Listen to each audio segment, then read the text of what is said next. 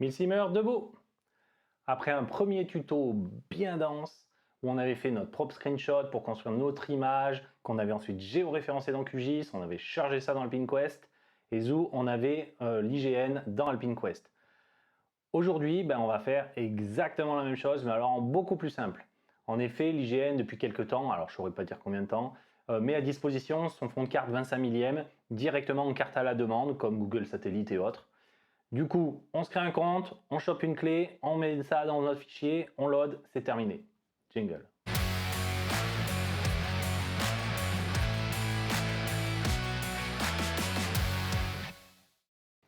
Alors ce tuto se fait en quelques étapes, vous allez voir c'est très rapide. On va d'abord aller sur le site du géoservice IGN. Je vous mets l'URL en description, c'est geoservice.ign.fr. Et sur ce portail, il nous faut nous connecter. Donc on fait connexion et on va ensuite aller se créer un compte si vous n'en avez pas un. Moi j'en ai un évidemment déjà, mais vous faites créer un compte, vous mettez votre email, un pseudo. Vous allez recevoir un email pour poursuivre la création de compte, il n'y a aucun piège. Moi, je me connecte directement et vous, une fois que vous avez votre compte opérationnel, vous vous connectez également sur la page d'accueil qui ressemble à cela. Vous allez en haut à droite prendre la flèche sous mon espace et vous allez sur la page Mes clés de service web. C'est ici que vous pouvez créer et supprimer vos clés. Moi j'en ai déjà une, vous faites créer une clé. Vous cliquez, ça vous offre une pop-up, usage gratuit ou usage payant. Là, on va prendre l'usage gratuit qui est valide pour un usage personnel non lucratif comme on en fait pour le loisir Airsoft, donc il n'y a pas de souci.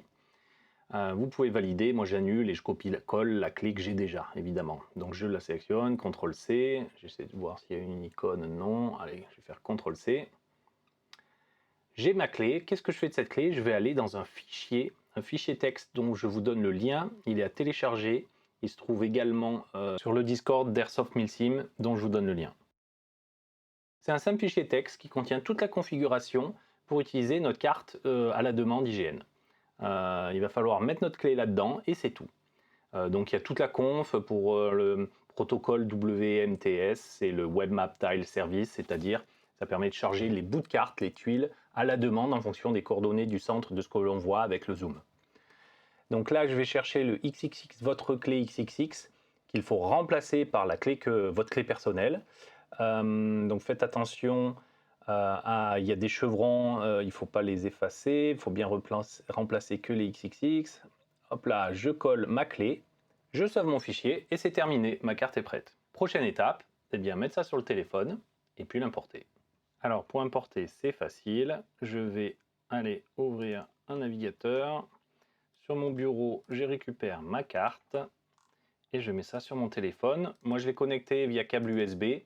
Vous pouvez vous le transférer, le télécharger directement depuis le téléphone, etc. Et dans ce cas-là, le fichier sera dans le répertoire téléchargement ou download en anglais. Moi, j'ai un petit répertoire cartes qui est dispo pour moi, où je mets toutes mes cartes personnalisées. Donc, je vais aller le mettre dedans. Le fichier s'y trouve déjà, je vais l'écraser.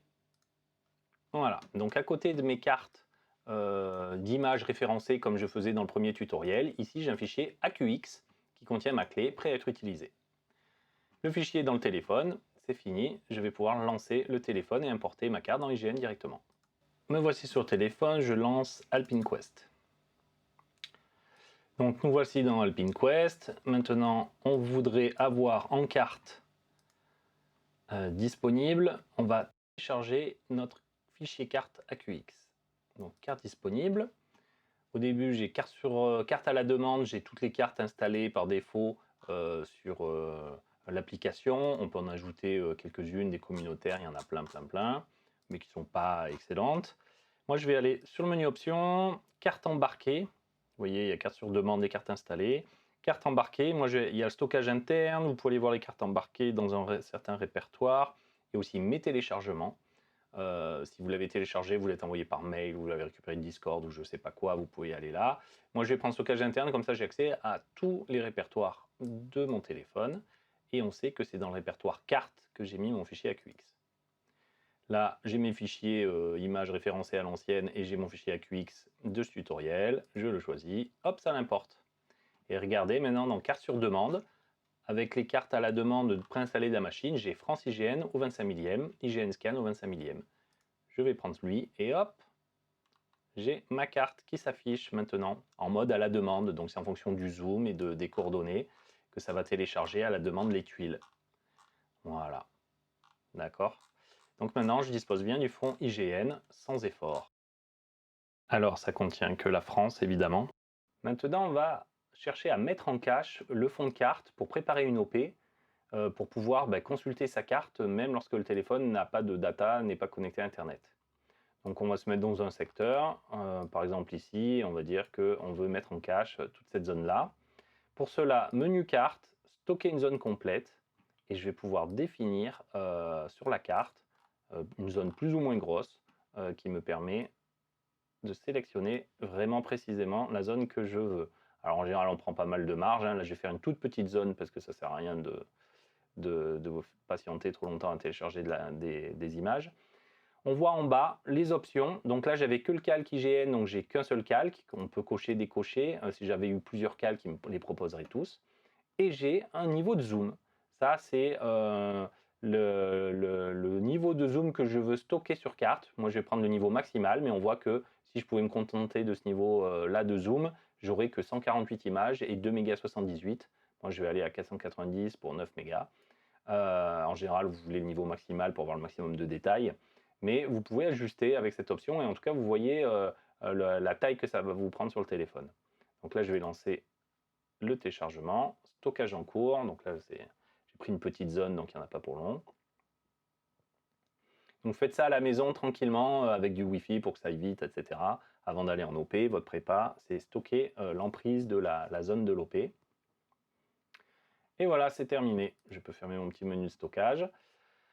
Autre option intéressante, dans le menu carte, si je vais voir les options en dessous, options, là je peux afficher la couverture des données stockées. Je vais cocher ça. Hop. Et là, je vois pour les différents niveaux de zoom suivants, si la carte elle est dans le cache ou pas. Et donc c'est sympa, ça me permet de savoir ce que j'ai mis dans le cache à l'heure actuelle dans le téléphone. Donc on voit les niveaux de zoom suivants. Donc là, je sais que là je vais jusqu'au dernier niveau de zoom, c'est stocké. Alors qu'à côté, on voit le rouge, ça ne l'est pas. Donc ça peut être bien pour voir ce qui est sur ce que vous avez déjà stocké ou non. Autre option intéressante, c'est n'utiliser que les données stockées. On peut aussi télécharger automatiquement les données d'altitude d'ailleurs. N'utiliser que les données stockées, ça c'est bien, ça permet de mettre offline uniquement AlpineQuest. C'est-à-dire que vous pouvez garder la data activée sur votre téléphone pour, par exemple, communiquer via WhatsApp ou peu importe ce que vous avez besoin de faire. En revanche, AlpineQuest, lui, il ne va pas les télécharger, les zones non stockées. Donc là, par exemple, si je zoome, voilà, il met zones non stockées et il ne cherche pas à récupérer sur Internet la carte qu'il n'a pas, donc l'image qu'il n'a pas. Donc ça, c'est assez sympa et puissant. C'est une option assez intéressante de pouvoir mettre offline directement AlpineQuest, je trouve. Voilà pour les options. Ensuite, la dernière chose que l'on aimerait faire, c'est pouvoir supprimer le cache. Une fois que l'OP est terminée, on veut récupérer de la place sur son téléphone. Alors là, c'est moins puissant que Iphigénie qui permettait d'afficher la liste des emprises et les supprimer une par une. Là, on va le faire de manière globale pour toute la carte. Donc là, je retourne dans mes cartes disponibles IGN. Je vais dans les options. Et là, je peux faire effacer le cache. Par contre, ça va me supprimer toutes les tuiles pour toute cette carte-là. Si je fais oui, j'y retourne. Et là, il est obligé de tout retélécharger parce qu'il n'a plus de carte dans le cache. Et voilà, vous savez maintenant tout faire avec AlpineQuest pour avoir la fond de carte IGN facilement dans votre appli. J'espère que ce tuto vous a plu. Normalement, vous avez un outil super avec une application peu coûteuse, tout ce qu'il vous faut pour votre topo. Maintenant, il n'y a plus qu'à mettre en application. On se revoit très vite pour d'autres tutos. On garde la liaison.